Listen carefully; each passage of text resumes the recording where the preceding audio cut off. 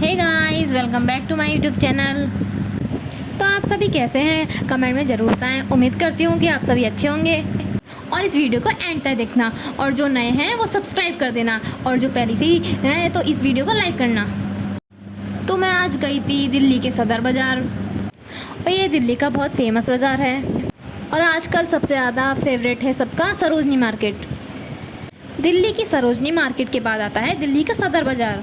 तो मैं सदर बाज़ार गई थी।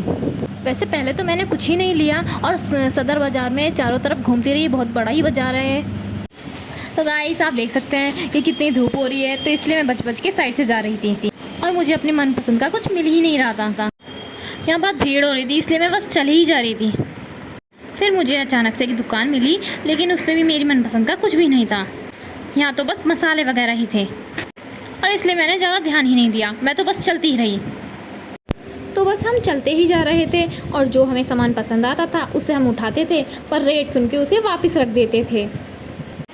तो गाइस, मैं चलते चलते बहुत थक गई थी और धूप भी बहुत हो गई थी, और मुझे बहुत भूख भी लगने लगी, और इसलिए मैंने आसपास ढूंढकर कुछ खाया पिया और उसके बाद घर जाने की सोचने लगी और बस का इंतज़ार करने लगी।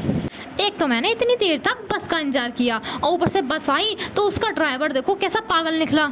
वो तो बस को ऐसे चला रहा था जैसे कोई बस नहीं बल्कि हवाई जहाज चला रहा हो।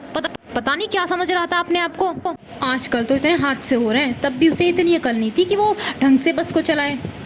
मुझे तो बहुत डर लग रहा था क्योंकि वो बस को बस नहीं बल्कि झूला समझ रहा था, और उसे पैसेंजर की जान की तो कोई फिक्र ही नहीं थी। ऊपर से लोग भी ऐसे उसके बस चलाने पे हंस रहे हैं उसे रोकने की बजाय, और कोई रोक भी रहा था तो वो तो ढंग से ही नहीं चला रहा था, तब भी सुन ही नहीं रहा था बिल्कुल भी। खुद तो मरता और दूसरों को भी मरवाता।